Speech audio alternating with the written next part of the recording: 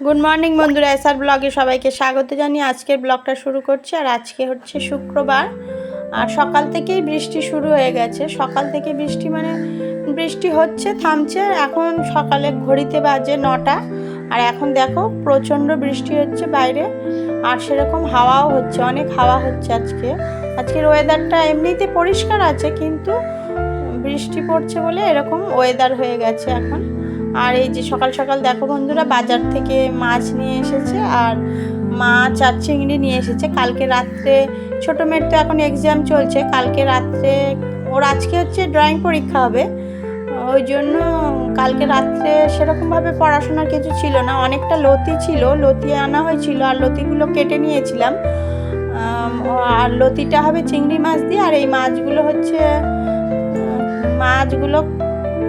বাজার থেকে অনেকটাই পাবদা মাছ এনেছিল, আর আমি গুনে নিলাম। আর এই যে দেখো লতিটা ধুয়ে রেডি করে নিয়েছি, আর স্কুলে যাওয়ার আগেই মনে করছি রান্নাটা কমপ্লিট করে নেব। রান্নাটা করে নিয়ে যাব, যেহেতু ছোটো মেয়ের এক্সামটা 12:30 থেকে, ওই জন্য মনে করছি রান্নার কাজকর্ম সব রান্নাবান্না গুছিয়ে রেখেই তারপরে যাব, স্নান করে পুজো দিয়ে তারপরেই যাব। আর দেখো সকাল সকাল এখন রান্না বসিয়ে দিচ্ছি, আর এখন বাজে হচ্ছে 10টা, 10টা 10:30 তো বেজেই গেছে। ঘরের কাজকর্ম কমপ্লিট করে নিয়ে এখন এলাম রান্না করতে। আর মাছগুলো কাটলাম, চিংড়ি মাছটা কাটলাম, অনেকটাই সময় লেগে গেছে। আর এখন দেখো মাছগুলো সুন্দর করে সাজিয়ে নিয়েছি, নিয়ে তার মধ্যে ভালো মাছ যদি ভালো হয় মনটাও ভালো লাগে রান্না করতে। আর অনেক দিন পরেই পাবদা মাছটা রান্না হচ্ছে বাড়িতে, ওই জন্য মনটা ভালো লাগছে। আর মনে করছি পাবদা মাছটা একটু ঝাল করব, সর্ষে পোস্ত দিয়ে বেটে পেঁয়াজ রসুন দেবো, দিয়ে ঝাল করবো। আর দেখো মাছটা সর্ষের তেলে ভাজা হবে। আর মাছটা মাখানোর সময়ও আমি একটু সর্ষের তেল দিয়ে মাখিয়েছিলাম।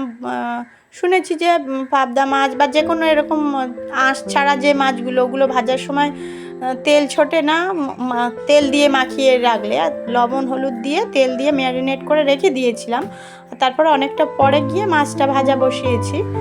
আর এই যে লতিটা একটু বাগানের লতি, মানে আমাদের বাড়ি হয়েছিল লতিগুলো, ওই জন্য সরু সরু লতি। বাজারের লতিগুলো একটু মোটা মোটা হয়। আর ওই লতিটা একটু ভালো করে হালকা করে নেড়ে ভেজে নিয়ে তারপরে মশলাটা দেবো, পেঁয়াজ রসুন চিংড়ি মাছটা ওটা পরে দেবো। আগে ভালো করে শুধু শুধু ভেজে নিচ্ছি তেল দিয়ে। আর দেখো কথা বলতে বলতে আমার সবগুলো মাছই প্রায় ভাজা হয়ে গেছে। সবগুলো 2-3 বার ধরে ভেজে নিলাম, 3-4টে এরকম করে মাছ দিয়েছিলাম। আর 3টে মাছ বাকি রয়েছে, এটাই হচ্ছে লাস্ট। এইবারের মাছটা ভেজে নিলে আমার মাছ ভাজা কমপ্লিট হয়ে যাবে। আর লতিটাও ওই দিকে হয়ে এসেছে।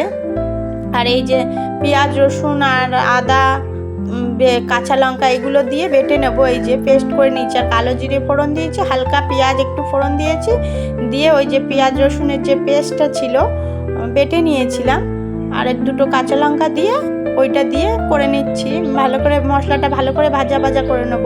খুব বেশি যে পেঁয়াজ রসুন দিতে হয় তাও নয়, এটা হালকা পেঁয়াজ রসুন দিয়েছি। লবণ হলুদ লঙ্কা আবারও দিয়ে দিলাম এর মধ্যে, দিয়ে ভালো করে কষিয়ে নেব। নিয়ে তারপরে ওই যে সর্ষে পোস্তটা ভালো করে বেটে নিয়েছি, আমি শিলনোড়াতে বেটে নিয়েছি ভালো করে, ওটাকে ছেঁকে তারপরে দিয়েছি। কেননা ওটা ওই যে খোসাগুলো থাকে তো ওইগুলো ভালো হয় না দিলে, ওই জন্য আমি এইটা এরকম করে বেটে নিয়ে আর ছেঁকে দিয়েছিলাম একটু জল দিয়ে। আর হালকা একটু চিনি দিয়েছিলাম, আর উপর থেকে একটু কাঁচা লঙ্কাও দিয়েছিলাম।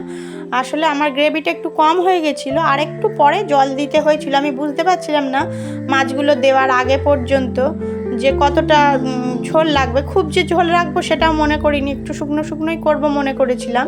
তারপরে মাছগুলো দেওয়ার পরে আমি দেখলাম অনেকটাই ঝোল কম হয়ে গেছে। সামান্য একটু ওই বাটিটা ধুয়ে নিয়ে সামান্য আর একটু জল ওর সাথে অ্যাড করেছিলাম। আর এই যে দেখো আমি নাড়তেই পারছিলাম না, এগুলো তো হালকা হাতে নাড়তে হয়। আর হয়ে গেলে লাস্টে একটু সর্ষের তেল দিয়ে সামান্য চাপা দিয়ে রেখেছিলাম, তারপরে ঠান্ডা হয়ে গেলে নামিয়ে নিয়েছিলাম। আমার রান্না বান্না কমপ্লিট, ওইদিকে লতিটাও রান্না হয়ে গেছে, আর এদিকে আমার পাবদা মাছের ঝালটাও রান্না হয়ে গেছে। এখন সব তরকারিগুলো নামিয়ে নেব। নিয়ে আমার স্নান করা হয়নি এখনও, সমস্ত রান্না টান্না করে নিলাম। এই সব ঝামেলার রান্না করতে একটু ঝামেলাই হয়, পেঁয়াজ রসুন বাটা সর্ষে বাটা এগুলো একটু ঝামেলা হয়। বাটাবাটি ছাড়া রান্না করলে হয়, কিন্তু এই জাতীয় মাছগুলো একটু বাটাবাটি মশলা দিয়ে রান্না করলে ভালোই হয়। আর দেখো আমার অবস্থা, এখন ঘরের কাজকর্ম সব করে নিয়েছি, একটু তাড়াহুড়োই রয়েছে যেহেতু পরীক্ষা রয়েছে। ছোটো মেয়ের টাইম মতো নিয়ে যেতে পারবো নাকি সেটাও একটা ব্যাপার রয়েছে। আর এই রান্নাটা হয়ে গেছে, এখন স্নান করব, পুজো দেবো, তাহলেই আমার রান্না কাজ কমপ্লিট হয়ে যাবে। ওর মোটামুটি ওর গোছানো হয়ে গেছে, ওকে নিয়েই বেরিয়ে পড়বো। আর দেখো এই যে পাবদা মাছ, আর এই হচ্ছে আমার লতি, চিংড়ি মাছ দিয়ে লতি রান্না করেছিলাম। আর মোটামুটি রান্নাটা কমপ্লিট হয়ে গেছে, এখন শুধু ওই সব কাজগুলো করে নিলেই আমার হয়ে যাবে। পুজোটা স্নানটা বাকি আছে, এক্ষুনি আসছি। আর এই যে দেখো বন্ধুরা, আমি শাড়ি টাড়ি পরে রেডি হয়ে নিয়েছি।